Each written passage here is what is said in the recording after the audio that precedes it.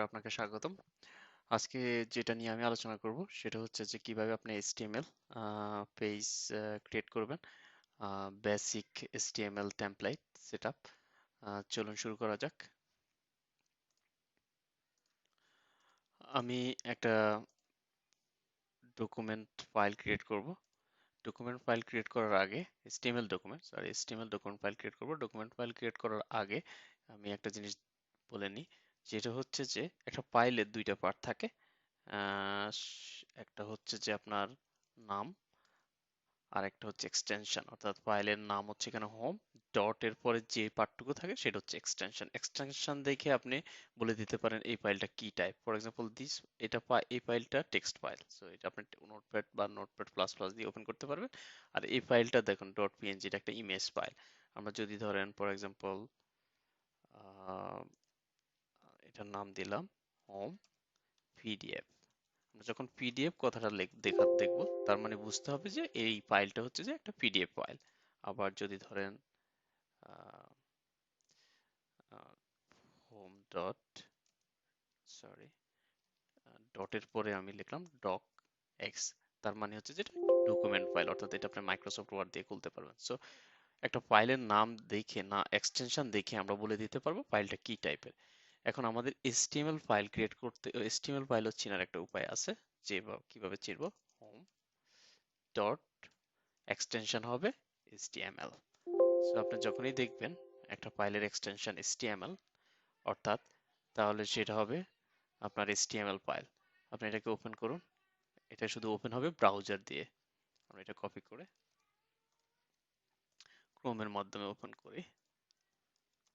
দেখুন আমার ফাইলটা ক্রিয়েট হয়ে গেছে, এবং হচ্ছে যে ফাইলটা ক্রিয়েট হয়েছে এবং এটা দেখেন কোনো কিছু নেই, এমটি। আমরা যদি ভিউ পেজ সোর্স দিই, দেখুন এখন কোনো সোর্স কোড নাই, অর্থাৎ আমাদের কোনো লেখা নাই। আমরা এখানে একটা টেমপ্লেট লিখবো। চলুন শুরু করা যাক। আমরা এখন এখন এটা কি দিয়ে লিখবেন সেটা হচ্ছে যে আপনি নোটপ্যাড প্লাস প্লাসটা ডাউনলোড করে নিতে পারেন। খুবই খুবই ভালো একটা টুলস। আপনি গুগলে গিয়ে নোটপ্যাড প্লাস প্লাসটা লিখবেন, এখান থেকে ডাউনলোড করে নিতে পারেন। আমার অলরেডি ডাউনলোড করা আছে এবং আমি ইনস্টল করে নিয়েছি। সো আমি যদি এখন হোমটাকে এডিট প্লাস প্লাস করি। আচ্ছা, এখন HTML লেখার নিয়ম হচ্ছে যে আপনি প্রথমে HTML ট্যাগ বলে আপনি HTML ট্যাগ লিখবেন প্রথমে, এবং এটা এটা একটা স্ট্যান্ডার্ড, আপনি এইভাবে লিখতে হবে আপনার HTML page. So HTML HTML, so start tag end tag. So প্রত্যেকটা ট্যাগেরই স্টার্ট ট্যাগ থাকবে, এন্ড ট্যাগ থাকবে। এখন তারপর দেন টাইটেল, এটা কমন, প্রত্যেক পেজ আপনি এইভাবে লিখতে হবে।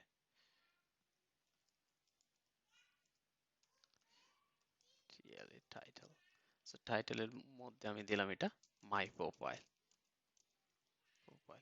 টাইটেলটা কোথায় শো হয় আমি আপনাকে দেখাই। সেটা হচ্ছে আমি যখন এটা রিফ্রেশ করব আমাদের এই পেজটা, হোম ডট এইচটিএমএল ফাইল, এখন দেখেন টাইটেলটা এখানে বারে শো হয় মাই প্রোফাইল। আমি যেটাই লিখবো এখানে শো হবে এই বারের মধ্যে। চলুন আমরা আরেকটু অ্যাড করি হেড। সো আপনাকে লিখতে হবে, এটা একটা ফরম্যাট।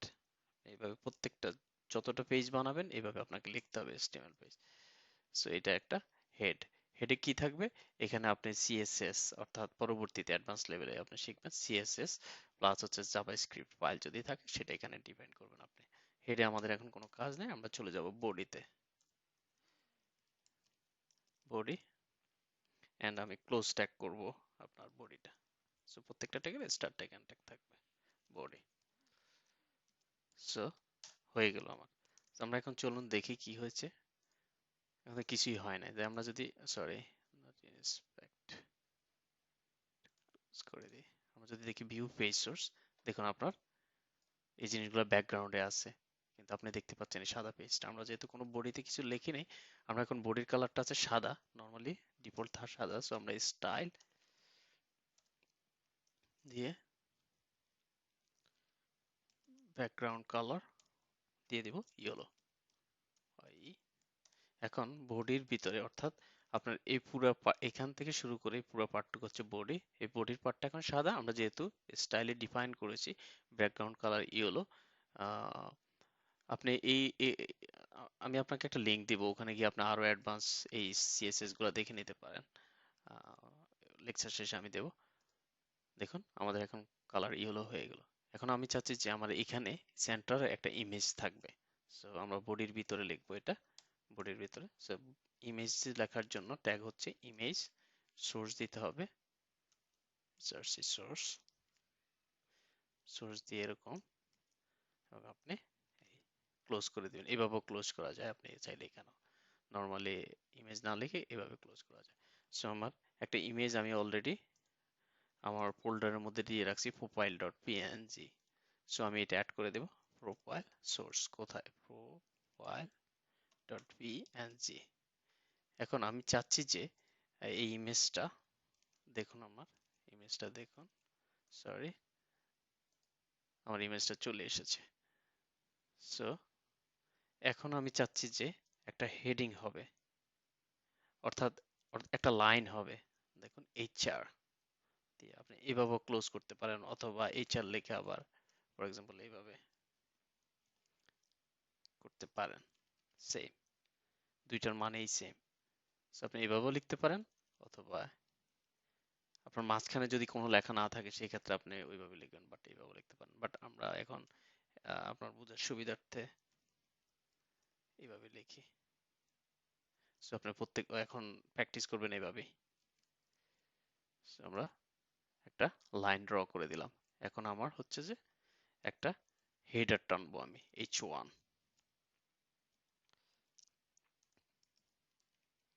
H1। সো আমার ক্লোজিং ট্যাগ হেডার হচ্ছে যে অ্যাবাউট। সো আপনারা দেখেন অ্যাবাউট চলে আসলো হেডার। আমি আবার এই চারটা টেনে দেব, একটা লাইন টেনে দেব। সো আমি কপি করে নিলাম, সরি হয় নাই কপি। এখন আমি এখানে একটা প্যারাগ্রাফ লিখবো, about, about, about, okay, sorry. So আমি দিস ইজ মাই প্রোফাইল। আপনি এখানে আপনার সম্পর্কে বলবেন। So this is my profile. এরপরে যদি আপনি এক্সপিরিয়েন্স লিখতে চান, সো আমি কপি পেস্ট করে নেব, কপি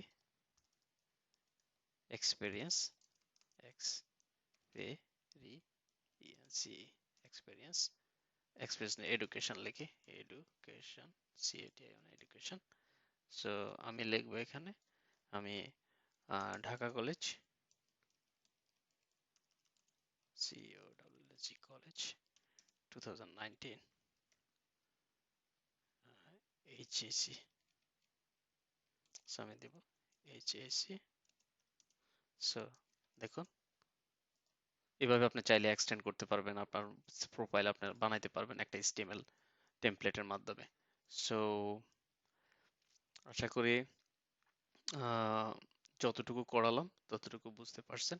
আর আপনি যদি মোর জানতে চান সেই ক্ষেত্রে হচ্ছে যে আপনি যাবেন W3 W3 স্কুল, এখানে গিয়ে আপনি এটাকে এক্সটেন্ড করতে পারবেন আপনার, অর্থাৎ আমি যে পেজটা দেখালাম এই পেজটাকে আপনি এক্সটেন্ড করে, অর্থাৎ W3 স্কুলে এখানে গিয়ে আপনি আরো শিখতে পারবেন। আমার ইন্টারনেটটা কেন জানি স্লো, সেজন্য আসতেছে না। সো আজকে এই পর্যন্তই। আম, ভালো থাকবেন। আর যদি ভিডিওটা ভালো লেগে থাকে তাহলে প্লিজ শেয়ার করবেন এবং আমাদের ফেসবুক পেজটা লাইক করবেন। Thank you so much.